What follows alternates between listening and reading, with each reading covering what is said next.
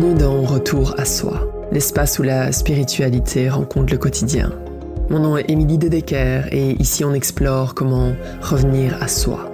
Pas en fuyant le monde, mais en l'habitant pleinement. À travers des interviews, des histoires inspirantes, on va découvrir comment des êtres utilisent leur vie, leurs relations, leurs expériences pour toucher quelque chose de plus vaste. Comment développer certaines qualités, accéder à une spiritualité incarnée et devenir qui tu es vraiment. Pas en répondant aux demandes du monde, mais en honorant ton propre design. Alors installe-toi confortablement et profite du voyage.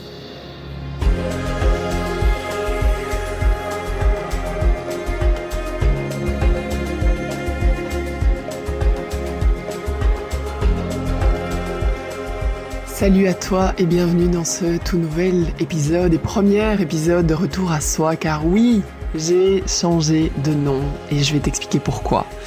Donc installe-toi confortablement déjà et j'ai vraiment envie de te partager que je me rends compte que mon chemin spirituel des 10 dernières années, c'est vraiment d'enlever des couches. J'enlève des couches et chaque couche enlevée révèle une nouvelle vérité qui est à chaque fois plus alignée à qui je suis vraiment.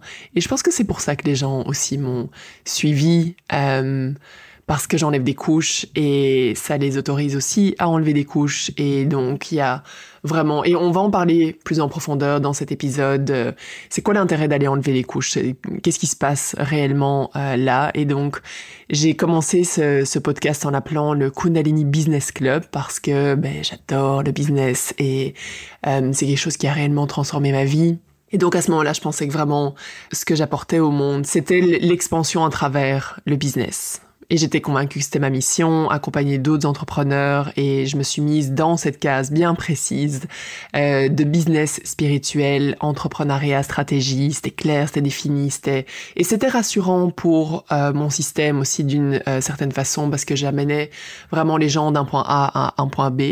Et puis j'ai réalisé que le business, pour moi, c'était trop limitant en fait. Il s'agissait pas vraiment de ça. J'avais un besoin d'aller vraiment plus en profondeur. J'avais envie de toucher à l'essence de la transformation. Et pour moi, le business est un outil. Moi, c'est ça qui a été vraiment le moment vraiment révélateur de ma vie et qui m'a permis de faire vraiment un changement radical. Mais je me rends compte que c'est trop limitant et c'est pas là où j'ai envie d'amener les gens, parce que du coup, il y a trop de gens qui pensent que devenir entrepreneur va être la solution, alors que pour d'autres gens, ça va être complètement autre chose. C'est pas parce que ça a été mon outil que ce sera le tien. Et donc, de là est né le Kundalini Club, qui en fait était déjà le nom de mon studio de yoga en ligne. Et c'est d'ailleurs encore le nom de mon super studio. Si tu n'y es pas encore, c'est la première chose que tu veux faire, c'est mettre sur pause et aller faire l'essai gratuit de 5 jours, parce que c'est de la bombe, tout simplement. Sauf que là aussi, je me suis rendu compte qu'à un moment donné, c'était réducteur, d'accord? C'était une autre case.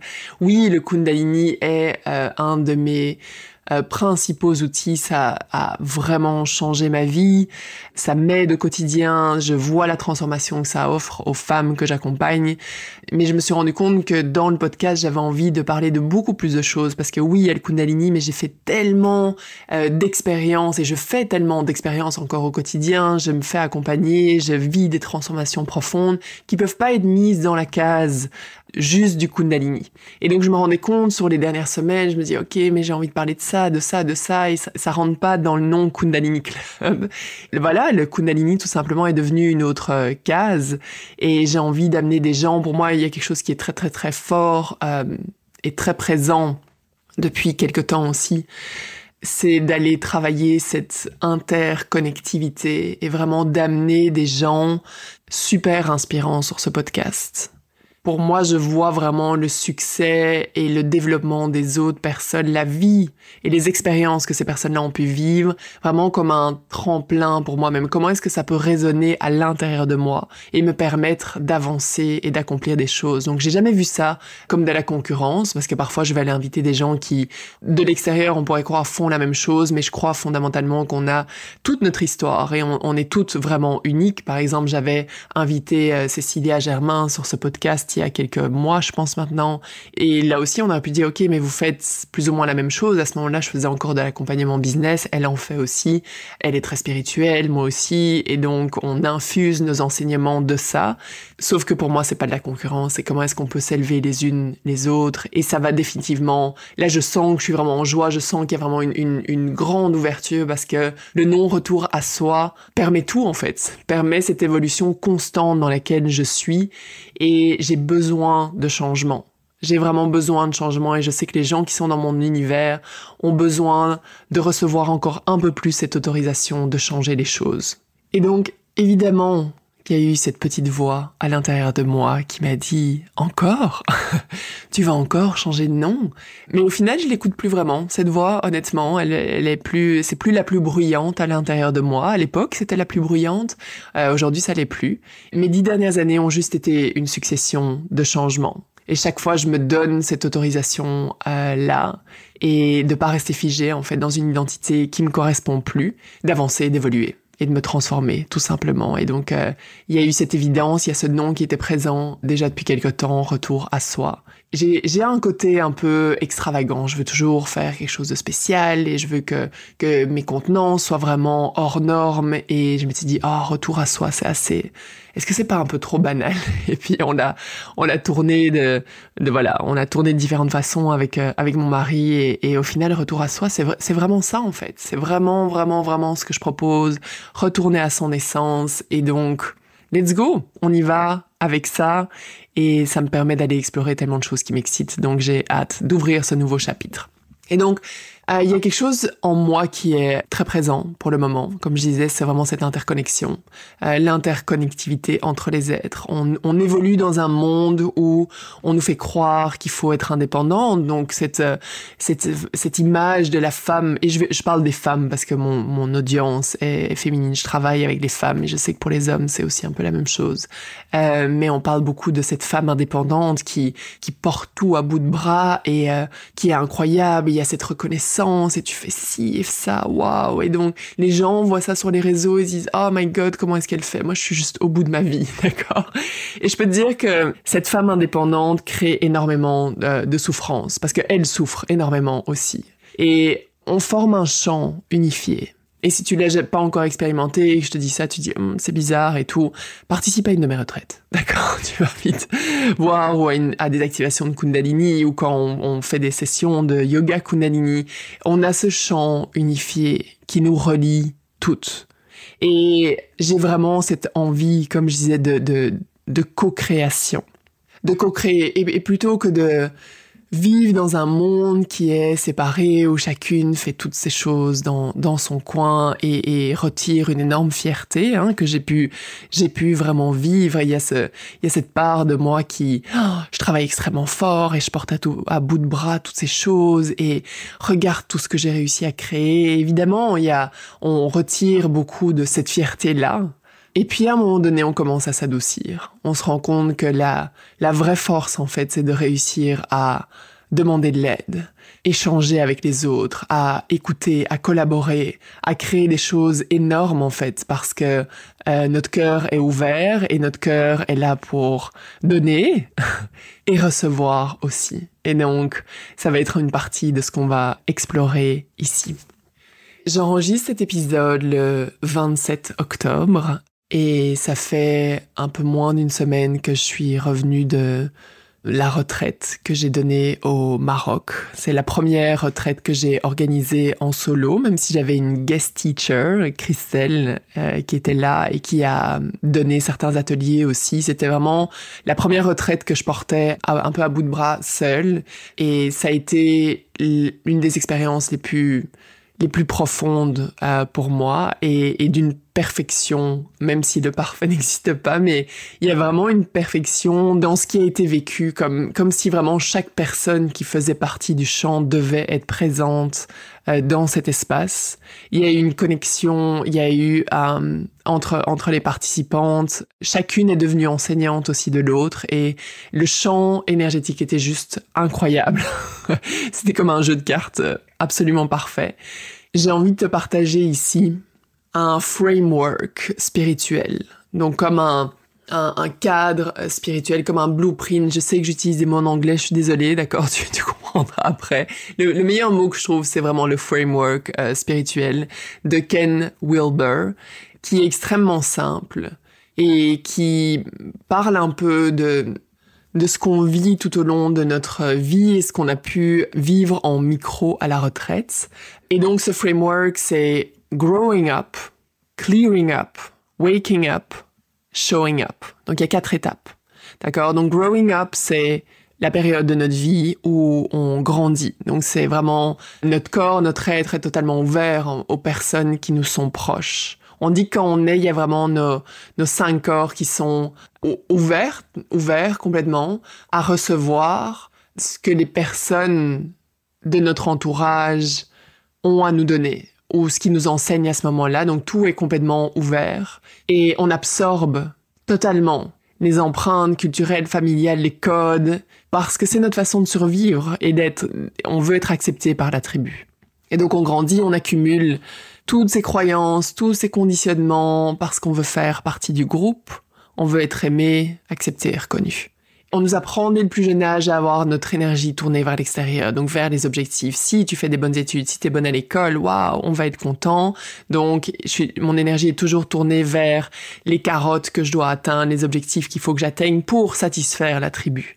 Et donc ce que ça fait, c'est que je suis zéro connectée à ce qui se passe dans mon corps. Et les femmes avec qui je travaille, on passe notre temps à se reconnecter à notre corps, à ce qui est présent à l'intérieur de nous. Et ce qui arrive souvent, c'est que les personnes arrivent dans mes contenants, je sais pas vraiment quels sont mes désirs, j'arrive pas vraiment à ressentir ce qui se passe dans mon corps. Mais c'est normal, on nous a jamais appris. Et on passe notre temps à être tout le temps tourné vers l'extérieur, satisfaire le monde, comme ça je vais être satisfaite. Et je me rends compte encore plus à travers l'éducation de mes propres enfants, à quel point je suis enculturée. Si c'est un mot. À quel point il y a des choses extrêmement ancrées à l'intérieur de moi que je passe de façon inconsciente. Sauf qu'aujourd'hui, je vis de plus en plus de façon consciente. D'accord? Donc je commence à voir les choses, mais les automatismes sont incroyables.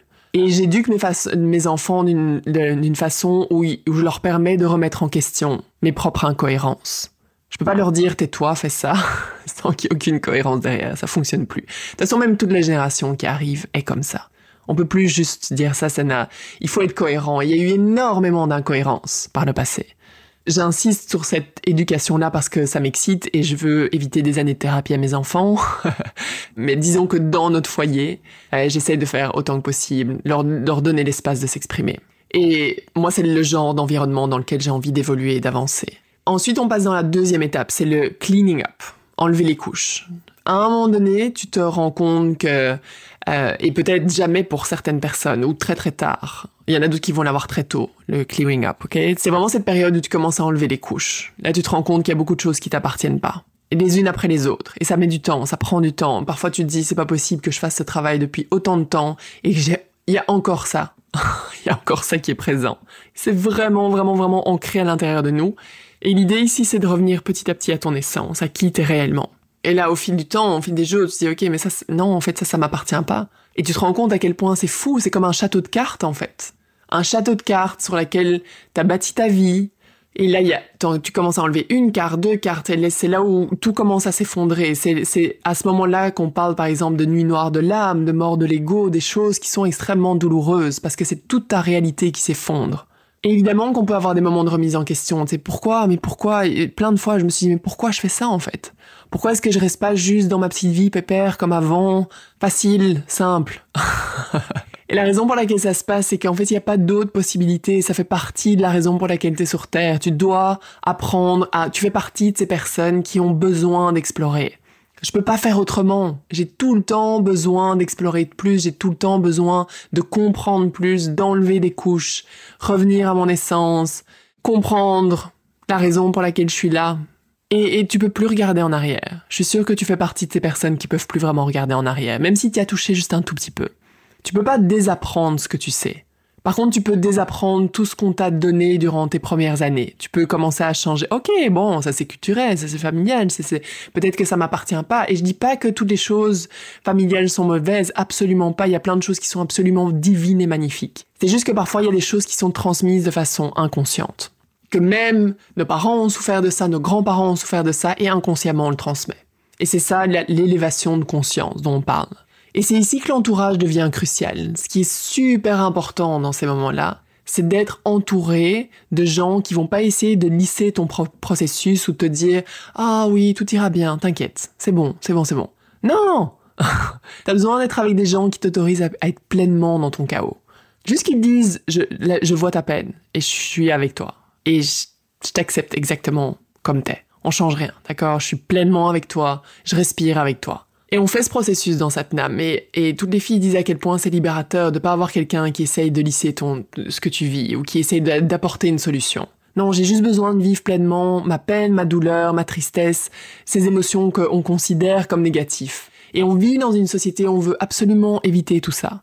Et c'est extrêmement dangereux, honnêtement. Parce que ce qu'on nous apprend à faire, du coup, c'est quoi? C'est à nous anesthésier, à scroller, à devenir accro à des choses, à croire qu'il y a toujours quelque chose d'extérieur qui nous manque, pour pas ressentir ce qui se passe vraiment profondément à l'intérieur de nous. Et la troisième étape, c'est waking up, donc c'est s'éveiller. Commencer à se réveiller à une nouvelle réalité. Et ce qui est fou à ce moment-là, c'est que y a rien qui change de notre réalité. C'est juste notre perception des choses qui change. Et c'est ça l'éveil. Ça veut pas dire partir faire le tour du monde en backpack. Tu peux avoir ton éveil à ce moment-là, mais tu peux rester dans exactement les mêmes conditions de vie et commencer à t'éveiller. Changer de niveau de conscience. Et généralement, ce qui se passe, c'est qu'on va participer à un événement. Il y en a qui vont l'avoir de façon spontanée, d'accord? Mais autrement, tu peux participer à un événement, tu vas rencontrer quelqu'un, tu vas participer à une retraite et tu touches à quelque chose auquel tu n'as jamais touché auparavant. Et je suis sûre qu'il y en a plusieurs de vous qui ont déjà participé à des choses comme ça qui vous ont amené, qui t'ont amené dans une autre dimension. Il y a quelque chose qui était différent. T'as ressenti une connexion comme jamais. Il y a quelque chose dans ton corps qui était différent. T'as commencé à voir les événements de ta vie d'une autre façon. Il y a plusieurs personnes, par exemple, à la retraite au Maroc, qui ont dit « Ok, pour moi, il y a un avant et un après. J'ai vraiment eu des gros shifts pendant cette retraite. » Ou alors tu touches à ça, par exemple, quand tu pratiques, quand tu médites. En fait, tu rentres dans un état de conscience qui est différent. Et quand on parle de niveau de conscience, c'est vraiment commencer à voir ce qui est. Comme je dis, il n'y a rien qui change dans ta réalité physique. La réalité est toujours la même. Mais il faut comprendre qu'il y a plusieurs plans qui existent simultanément. Ça veut juste dire que tu commences à percevoir les choses différemment sous un autre angle. Donc par exemple, t'es plus fusionné avec tes émotions.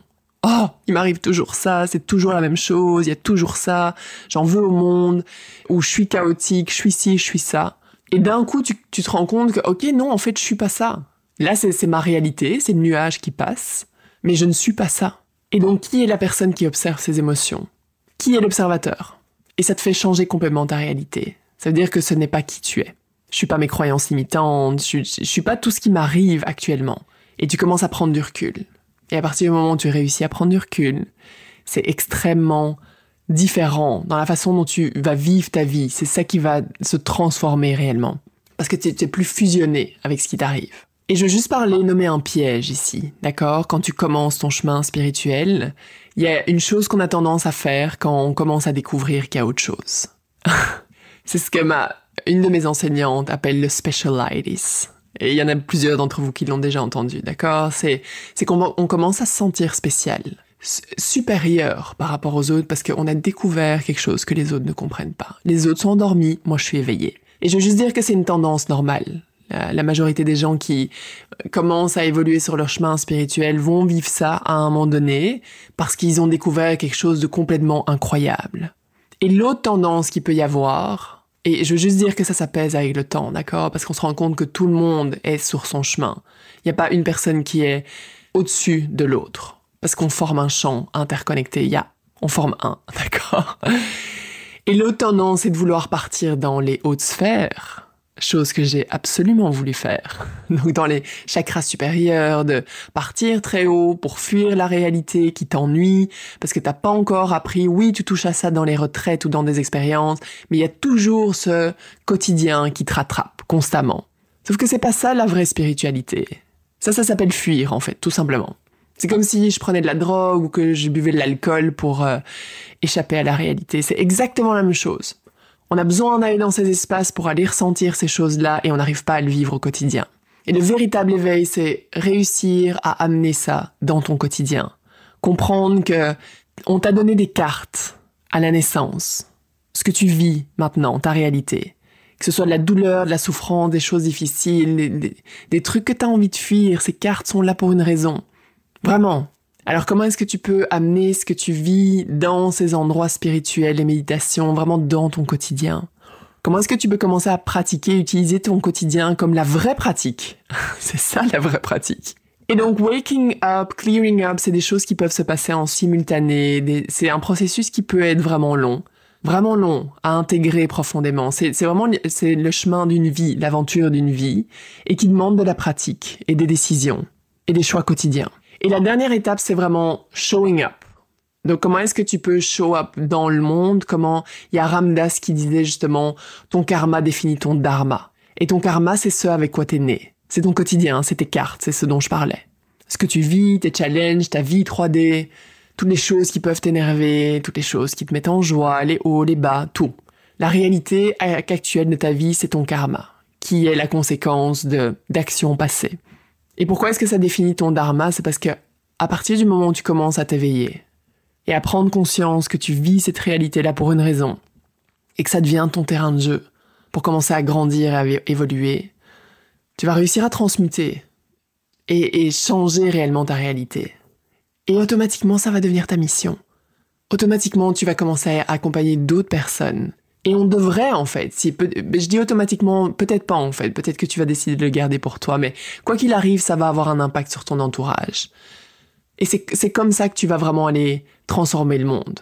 C'est pas en regardant les nouvelles non-stop et dire « Oh, il se passe ça dans le monde, c'est horrible, faudrait que je me sente coupable et que j'aille mal, parce que c'est terrible, comment est-ce que moi je peux aller bien alors que d'autres gens vont mal ?»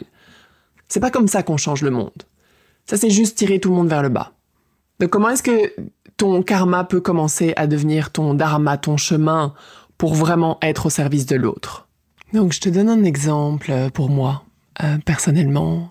Donc mon karma à l'époque, c'était de vivre vraiment dans cette petite case d'employé où je sentais que j'étais pas à ma place. Et je dis vraiment pas que être employé, c'est être dans une case. C'était ma perception parce que c'était pas ma mission d'être employé. Et donc, je me suis jamais sentie à ma place dans le milieu du travail. Et donc, j'étais malheureuse. Je vivais vraiment dans ce petit niveau de conscience. Je subissais ma vie. Aujourd'hui, a posteriori, je peux voir que j'étais vraiment dans une posture de victime. J'ai transmuté ça en devenant entrepreneur. Et donc, le fait de changer ce karma-là, transformer ce karma-là, donc en osant et en commençant à m'écouter, en faisant énormément de yoga, en changeant la perspective que j'avais par rapport à ma vie. Mon karma est devenu mon dharma, donc c'est devenu ma mission où j'ai commencé à accompagner d'autres femmes. Et donc pour moi, ça a été vraiment mon outil à ce moment-là d'être entrepreneur. Et comme je disais, je pense pas que ce soit l'outil de tout le monde, même si c'est un peu ce qu'on fait croire aujourd'hui. Et je me suis rendu compte que ma mission, à un moment donné, c'était de permettre à d'autres femmes de vivre cette transition-là. Et ça a été vraiment à travers des expériences personnelles. Et c'est pour ça que il faut pas avoir peur de plonger. Si tu sens que t'es au bord de la piscine, souvent on attend, et il y a cette expression qui dit « l'eau va pas se réchauffer si jamais t'attends ». Elle va devenir de plus en plus froide et ça va devenir de plus en plus inconfortable. Et si t'es pas prête à sauter et qu'il commence à faire froid, juste retourne à l'intérieur, d'accord? Prends le temps, va prendre le temps de te réchauffer au soleil. C'est juste de décider à un moment donné parce que cette posture au bord de la piscine entre deux est vraiment super inconfortable. Et donc à un moment donné, tu veux juste décider de plonger. Et j'ai toujours plongé en sachant que aujourd'hui, je plonge encore plus facilement d'ailleurs, en sachant que ça fait partie de mon dharma, de ma mission je sais que de l'autre côté, il y aura toujours quelque chose de plus grand, de plus fort, de plus vrai, de plus rempli d'amour. Et c'est à force de l'avoir fait que j'en suis persuadée aujourd'hui et que je le sais. Et donc, je veux te partager qu'en cours de route, ce qui se passe, c'est que pour moi, en tout cas, ce qui s'est passé, c'est que au début, c'était beaucoup lumière. Ok, je veux amener de la lumière dans cette vie, au final, qui fonctionne pas pour moi. Et le truc, c'est que ça fonctionne pas, d'accord? C'est parce que il y a la lumière et il y a l'ombre. Les deux sont indissociables. Et j'ai dû vraiment plonger profondément dans l'ombre. On parlait tout à l'heure de mort de l'âme, les nuits noires de l'âme, mort de l'ego, ces choses-là qui sont, voilà, que t'as certainement déjà dû entendre et certainement peut-être déjà vécu aussi. Et ce qui m'a vraiment sauvée, c'est d'être entourée de gens qui m'ont dit, c'est normal, ce que tu vis, c'est normal, c'est ok. D'accord, qui n'ont pas plongé avec moi, qui n'ont pas eu peur, qui m'ont pas dit non, c'est pas normal, là t'es en train de vivre des trucs bizarres. Non, c'est normal. J'en reviens vraiment à cette importance de Sangha et d'être entouré de gens qui juste acceptent pleinement comme t'es sans essayer de changer quoi que ce soit. Ça m'a permis de pas avoir l'impression d'être complètement à côté de la plaque. Donc imagine si j'avais été entourée de gens qui me disaient voilà, c'est complètement taré ce que tu fais, t'es complètement dingue et t'es en train de vriller complètement et que c'était ce que j'avais comme reflet à longueur de journée, c'est sûr que j'en serais pas là aujourd'hui. Et donc c'est une décision. D'accord, c'est une décision parce que mon environnement d'il y a 10 ans était pas du tout dans les trucs spirituels. La majorité de mon environnement aujourd'hui, il l'est pas encore, mais j'ai décidé de me mettre dans des contenants pour que ça devienne quand même majoritairement ma nouvelle réalité. Parce que si jamais on me reflète jamais, tiens, c'est normal ce que tu vis, parce que ça crée une encore plus grande dissociation à l'intérieur de moi. Ça crée encore plus de souffrance. Et ça fait durer le processus beaucoup, beaucoup, beaucoup plus longtemps. Et donc tout ce que j'arrive à transmuter, tout ce nettoyage, tout cet éveil que je vis, parfois même en simultané, différentes étapes en simultané, ça me permet juste d'éclairer d'autres personnes sur le chemin. Ram Dass dit we all bring ourselves back home, each other home. Donc on est là tous pour se ramener vers soi, vers son essence. On veut tellement aider, d'accord? On veut tellement aider et c'est ça la meilleure façon d'aider. Vraiment, ça commence là. Donc tu peux te dire que ce que tu vis actuellement, c'est pas juste pour toi, c'est pour le monde. Ce que tu décides de nettoyer, ce que tu t'autorises à faire, ce que tu transmutes, ce que tu décides de regarder en face, l'éveil que tu vis, ça va au-delà de toi. C'est comme cette histoire du papillon qui bat des ailes en Asie. Le petit battement d'ailes, tout mignon, et qui forme des tempêtes à des milliers de kilomètres. De là, l'effet papillon, c'est exactement la même chose. Et donc les personnes que j'accompagne sont vraiment dans ce stade de waking up, showing up, clearing up aussi pas mal. Et l'idée de ce podcast, c'est vraiment de voir comment tu peux impacter le monde en devenant toi. Pas en devenant quelqu'un d'autre, pas les derniers trucs que t'as vus sur les réseaux. Juste en revenant à toi, en revenant à ce qui est déjà présent en dessous de toutes les couches, en t'autorisant à devenir de plus en plus toi. Comment tu peux commencer à utiliser ta vie, tes relations pour amener dans ta vie de tous les jours ce que tu expérimentes dans les espaces spirituels.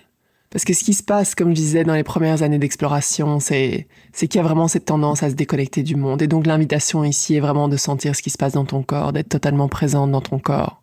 Et un jour, tu comprends que la seule chose qui t'accroche vraiment, qui te trigger, c'est ton propre mental. Dans tes relations, dans ce qui se passe au quotidien, la seule chose, c'est dans ton propre mental. Parce que s'il y avait rien qui accrochait à l'intérieur de toi face aux situations, ça n'aurait pas d'impact sur toi. Ça glisserait, tout simplement. Donc voilà. Nous voilà à la fin de ce premier épisode. Tu comprends le pourquoi du changement, pourquoi j'élargis ma vision.